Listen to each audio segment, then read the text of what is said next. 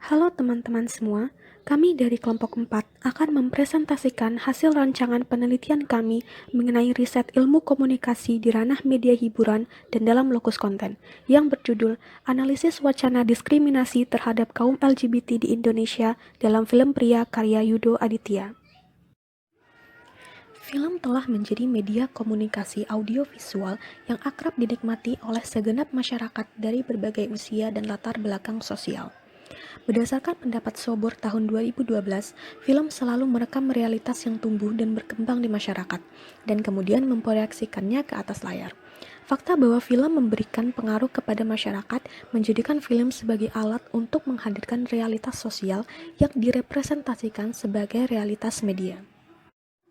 Dewasa ini, banyak film dibuat untuk menyampaikan pesan-pesan tertentu, termasuk di dalamnya terdapat kritik sosial. Selain itu, film juga diharapkan mampu membuat penonton memahami pandangan dunia dari peradaban lain atau kehidupan dan problematika kemanusiaan. Salah satu film bertema kritik sosial yang banyak dibicarakan saat ini ialah bercerita tentang orientasi seksual. Di sini kami mengangkat dan membahas film pendek Indonesia berjudul Pria karya Yudo Aditya. Selama 20 menit, film ini menggambarkan kehidupan masyarakat pedesaan di Jawa, mengisahkan seorang pemuda yang bergulat dengan identitas seksualnya, bahkan dianggap sebagai kutukan oleh keluarga. Singkatnya, film ini melakukan kritik terhadap kebudayaan dan norma masyarakat. Film Pria mencoba mengkritik bagaimana norma mengenai lesbian, gay, biseksual, dan transgender atau yang biasa disingkat LGBT. Di Indonesia, keberadaan LGBT merupakan kelompok marginal dan dianggap memiliki nilai buruk. Menurut Andajani 2015, hal tersebut dikarenakan Indonesia merupakan negara heteronormatif yaitu penganut normalitas seksualitas yang didasarkan pada pernikahan lawan jenis dan menghasilkan anak dari pernikahan tersebut. Isu LGBT sudah tampil di dunia perfilman Indonesia sejak era Soeharto, di mana karakter queer sering dimunculkan sebagai sosok aneh dan menjadi lelucon. Melalui Undang-Undang Nomor 1 Tahun 1974, pemerintah Soeharto juga berusaha mengontrol wacana seksual. Barulah di era reformasi, representasi LGBT meningkat dengan tidak sekedar menjadi subtema, melainkan sebagai tema utama pada sebuah film. Melalui analisis wacana, kami berusaha mengetahui wacana diskriminatif terhadap LGBT dalam film Pria. Ucapan bau yang disampaikan tokoh lain kepada Aris menjadi salah satu contoh refleksi bagaimana LGBT dipandang rendah oleh masyarakat Indonesia. Di slide selanjutnya ini, kita akan membahas tentang rumusan masalah, tujuan penelitian, dan manfaat penelitian. 1. Rumusan masalah. Rumusan masalah dalam penelitian ini adalah bagaimana wacana diskriminasi terhadap kaum LGBT di Indonesia dalam film Pria karya Yudo Aditya. 2. Tujuan penelitian, yakni untuk mengetahui wacana diskriminasi terhadap kaum LGBT di Indonesia dalam film Pria karya Yudo Aditya. 3. Manfaat penelitian. Terdapat dua jenis manfaat penelitian.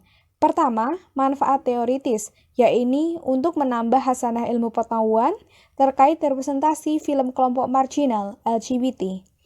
Kedua, manfaat praktis, yakni hasil penelitian diharapkan dapat memberikan manfaat bagi akademisi dan praktisi komunikasi dalam mengetahui wacana diskriminasi terhadap kaum LGBT di Indonesia. Penelitian ini menggunakan metode analisis wacana Van Dijk yang mengkaji sebuah wacana dalam 3 dimensi, yaitu teks, kognisi sosial, dan konteks sosial. Model Van Dijk dinilai lebih sesuai dengan objek penelitian karena tidak hanya terpaku pada analisis teks, namun juga melihat bagaimana struktur dan hierarki sosial, serta kesadaran masyarakat turut membentuk dan mempengaruhi teks tersebut. Menurut Van Dijk, penelitian atas wacana tidak cukup pada teks, tetapi juga harus dilihat pada proses produksinya. Erianto menggambarkan model dari analisis Van Dijk sebagai berikut. Pada dimensi teks, model Van Dijk meneliti struktur teks dan strategi wacana yang dipakai untuk menegaskan suatu tema tertentu. Di sini peneliti akan banyak memanfaatkan analisis linguistik untuk menjelaskan makna suatu teks. Analisis linguistik inilah yang sebenarnya menjadikan analisis Van Dijk menjadi sangat aplikatif. Sedangkan pada level kognisi sosial akan diteliti proses produksi teks yang melibatkan kognisi individu yang memproduksi teks itu sendiri. cara pandang tertentu, misalnya saja dalam opini, sikap, dan ideologi dari individu yang memproduksi teks inilah yang berpengaruh terhadap produk teks media. Pada level kognisi sosial, peneliti akan mempelajari nilai-nilai apa saja yang berkembang di masyarakat, sehingga mendorong Yudo Aditya untuk menyampaikan wacananya melalui media film. Sementara, pada level konteks sosial, menggambarkan bagaimana wacana tersebut akhirnya berkembang di masyarakat. Dalam level ini, peneliti akan melihat bangunan wacana mengenai diskriminasi terhadap LGBT yang coba diangkat melalui film pria. Ketiga dimensi inilah yang kemudian digabungkan sehingga membentuk sebuah analisis yang utuh. Masuk ke bagian konsep, yang pertama adalah teori wacana. Menurut Van Dijk, teori wacana adalah studi tentang teks, ujaran atau bahasa, dan gambar-gambar visual. Teori ini biasanya digunakan untuk menemukan atau mengungkapkan berbagai makna yang dibagikan serta berkontribusi dalam struktur sosial dan ideologi. Untuk mengungkapkan makna dalam wacana tersebut tidak hanya terbatas pada kajian teks dalam artian struktur kebahasaan saja, tetapi juga kajian tentang motivasi, kepentingan, hingga pengetahuan dari seseorang yang memproduksi kalimat maupun wacana tersebut.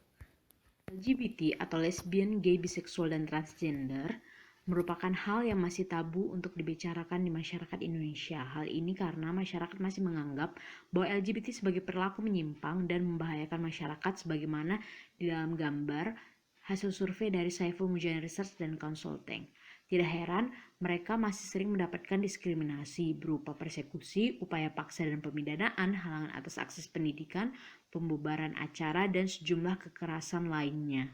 Di sisi lain, LGBT belum dapat diterima oleh masyarakat Indonesia karena dianggap tidak sesuai dengan norma dan nilai Indonesia, terutama sila pertama, yakni ketuhanan yang Maha Esa. Para pemuka agama juga merupakan salah satu kelompok yang paling menentang LGBT karena dianggap melanggar aturan agama. Namun, banyak masyarakat yang berpendapat bahwa LGBT tetap memiliki hak hidup di negara ini sebagaimana pada hasil survei digambar. Karena LGBT tetap merupakan warga negara Indonesia yang memiliki hak hidup sebagaimana diatur dalam undang-undang. Hal ini memunculkan secerca harapan bagi kelompok LGBT. Selanjutnya, diskriminasi kaum LGBT. Meskipun UUD 1945 pasal 28I ayat 2 tentang HAM telah mengatur kebebasan setiap orang dari perlakuan diskriminatif, namun belum berarti kepada kaum LGBT. Bentuk diskriminasi yang dialami seperti pemaksaan, halangan akses, dan narasi media yang selalu menggarisbawahi gender atau orientasi seksual mereka. Misalnya berita tentang pengguna narkoba yang ternyata homoseksual, sehingga muncul sentimen negatif masyarakat ke kaum LGBT. Homoseksual dalam film pria. Homoseksual adalah laki-laki dan perempuan yang secara emosional dan seksual tertarik terhadap sesama jenisnya. Hal ini dirasakan Aris dalam film pria. Secara penampilan luar, Aris terlihat maskulin, namun esensi dalam dirinya adalah feminin. Aris merasa dirinya adalah seorang gay. Ia tertarik dengan guru bahasa Inggris di sekolahnya.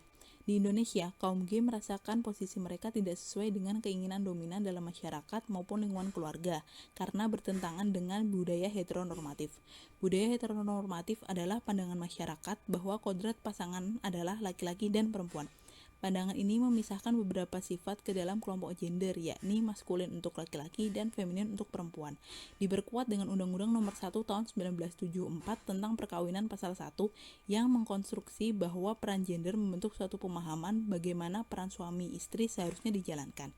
Dalam film pria, tokoh Aris tertekan dengan budaya heteronormatif di daerahnya. Ia dipandang kurang maskulin oleh calon mertua dan calon istrinya. Dan karena heteronormatif pula, di akhir cerita Aris tetap menikah untuk memenuhi kodrat sebagai laki-laki menurut budaya daerahnya.